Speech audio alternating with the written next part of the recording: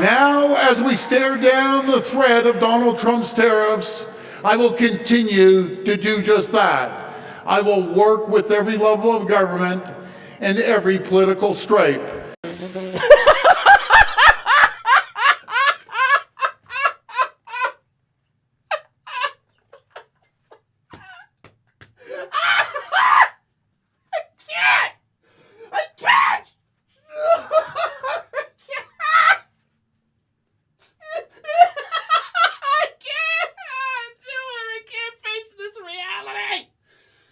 Our story is one of neighbors. I don't pretend that it's going to be easy. Don't let your anger turn into hatred.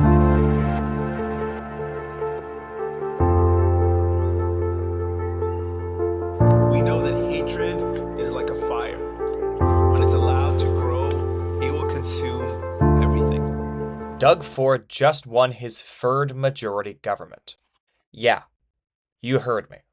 After calling a snap election that was over in under 10 minutes. You blinked and the results were already in. And for what? His ego. Nothing else. There was absolutely no reason to call this election. Together we have made history. Together we have secured a strong, historic third majority mandate. Before this election, Doug Ford had a majority government and the next election was initially set for 2026. But Ford decided, nah, let's do it in the dead of winter. The last time an election happened in the winter was 1919. That's over 106 years ago, by the way. I think it should be clear to everyone in Ontario that this entire thing was set up to fail from day one. Voter registration, for example, a complete disaster. People were getting their voter registration cards just 2 days before the election, when the deadline to register was February 17th. I don't think that's a coincidence. I think it was a deliberate effort to make voting as difficult as possible. But honestly, I don't think it would have mattered anyways because nobody was going to vote. Ontario just had the lowest voter turnout in history, which is pretty impressive when you realize that last Ontario election they had the lowest voter turnout in history as well. Now, voter turnout in this election was actually low, but it was better than expected. The early voter turnout had been just 6% of eligible voters. Last night, 45% of eligible voters turned out to the polls. Less than half of the province even bothered to vote. Ford called this election for the prospect of a mandate, which is when the majority of people vote him back in. The majority of people did not vote whatsoever. So now Ford is pretending he has some kind of mandate when in reality, nobody actually voted for him to have that mandate in the first place. So what was Ford's campaign this time? Not much, really. He basically just walked around ranting about Donald Trump's tariffs, which, by the way, he has zero power over. That's a federal issue. But again, when only 43% of the electorate votes, it doesn't matter. He didn't actually have to try. And let's be real, he didn't gain anything from this election except an ego boost. That's all this was. But we can't talk about this election without talking about Bonnie Crombie. She owes voters an apology. For those who don't know, Bonnie Crombie is the leader of the Ontario Liberal Party, and her campaign was a complete goddamn joke. Instead of making this campaign about beating the Premier, she made it about beating the NDP. Like, what? I mean, the entitlement was just unreal. She acted like she was owed your vote instead of actually putting in the work to earn your vote. And look where that got her. The Ontario Liberals barely scraped together party status. Bonnie Crombie is the second OLP leader in a row to not only lose her bid for a seat, but to lose in the riding she came from. CTV declares Stephen Del Duca has lost his seat in lost the opportunity to have that seat in Vaughan Woodbridge. And in what has to be a disappointing night, Liberal leader Bonnie Crombie failed to win her own riding in Mississauga, but gained enough seats to return the party to official status for the first time since 2018. I mean, at least Stephen Del Duca was just boring, but Crombie wasn't bad. Crombie was conservative. More conservative than Doug Ford. And I'm not even talking about people like Varesh Bansal, and I definitely butchered that name.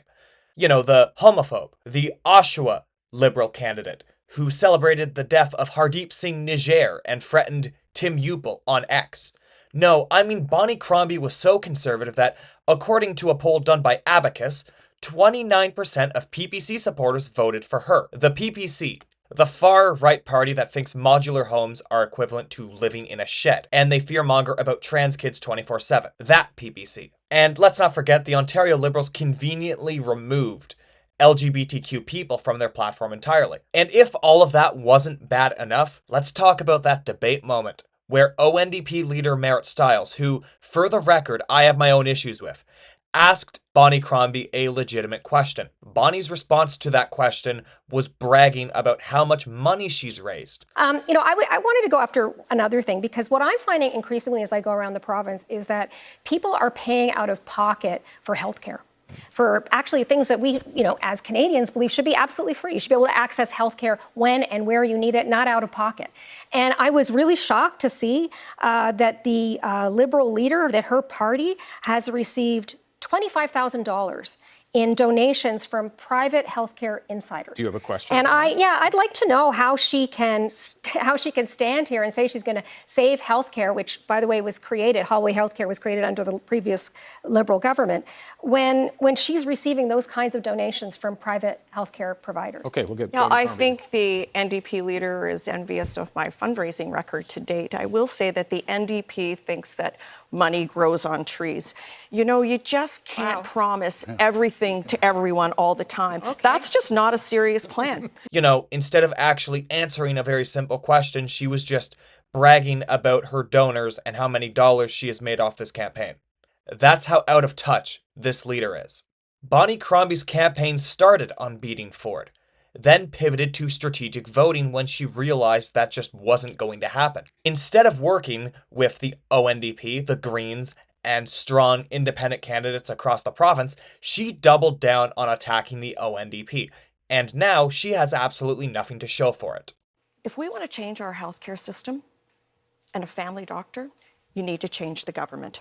So today I'm asking those of you who voted NDP in the last election to vote Liberal, to vote for a government that will fix our healthcare system and to get you a family doctor. And together, we can change government. Thank you.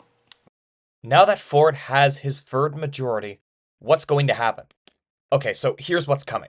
More privatized healthcare, more disabled people left in legislated poverty, more people being forced out of tent cities in the middle of winter. Just to make something crystal clear here, I speak on behalf of Ontario when I say this. Doug Ford has no right to blame Kathleen Wynne. He has no right to blame Bob Rae. He has no right to blame Justin Trudeau. He has no right to blame Donald Trump. He can't point the fingers at anyone anymore. Doug Ford has had 3 majorities in the course of the past 7 years. The first rule of leadership is that everything is his fault. And I think that especially applies to him. Doug Ford, with those 7 years of 3 majorities, what does he have to show for it? Cheap liquor in convenience stores. That's about it. That's basically all he's done. No one can afford healthcare, but cheap liquor. Yeah, that's great. I don't even drink, by the way, so that's completely useless to me, but great job, Ford. You're such a great leader. I take a lot of this personally. From September to December 2024, my younger sister developed severe asthma.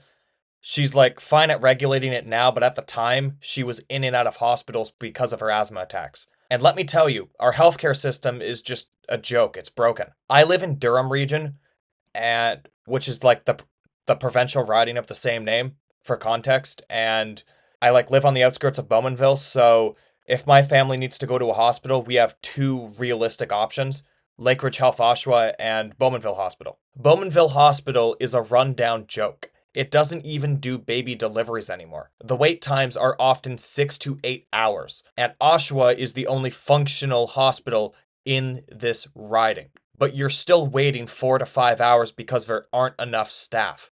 Meanwhile, the Premier is dumping money, our taxpayer dollars, money that you are paying for, your tax dollars. He is dumping your money into private clinics that the middle class cannot actually afford to go to. And if this keeps up, Ontario may not even have public health care by 2029. That's terrifying, and it should terrify everyone.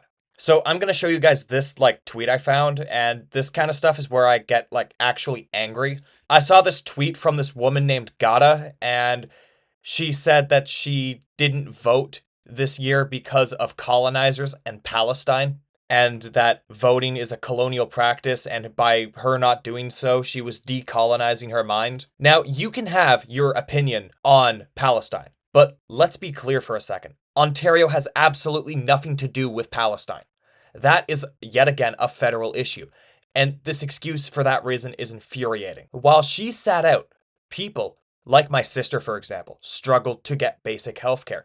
Other people will continue to struggle to get basic health care. And while she sat out, Ford won again. I just want to take a very bold stance and say something to everyone watching at home. You forfeited your right to complain if you did not vote. Period. Not voting was a choice. A choice that helped Ford win. And now, he's slashing healthcare, gutting education, and leaving disabled people in legislated poverty. So yeah, thanks, Gada. You got to protest in a way that didn't actually mean anything. And I have zero patience for this colonizer excuse, and not for the reason you might think. In this tweet, she was talking about the Ontario NDP, which, fair enough. Some of the criticism was kind of valid. And I just want to say, there is 16 registered parties in Ontario as of recording. Nearly 100 independent candidates on the ballot every election. And if you just don't like your options, you can vote no confidence or spoil your ballot. But not voting, that is not protest. That is just lazy. So to people like Gada who think they're making some big statement by not voting, I hope you're happy, because Ford isn't going to stop Trudeau from doing whatever you're mad about. All you did was hurt Ontarians. Now, I think it's more than fair to sit down and, ask, well, what's the solution? How do we get people to actually show up and vote? First off, we need electoral reform. Whether it be something like mixed member proportional, which is what they use in Germany, or something like a ranked ballot system, we need it right now. Ontario's first past the post system means millions of votes do not actually count. With any form of proportional representation, your vote would actually matter and seats would be distributed more fairly. Also, let's make Election Day a civic holiday. People shouldn't have to choose between their job and their right to vote. A guaranteed day off would make it easier for everyone to participate. And finally, we need to embrace direct democracy. Give people real power outside of elections. Let them propose and vote on key policies.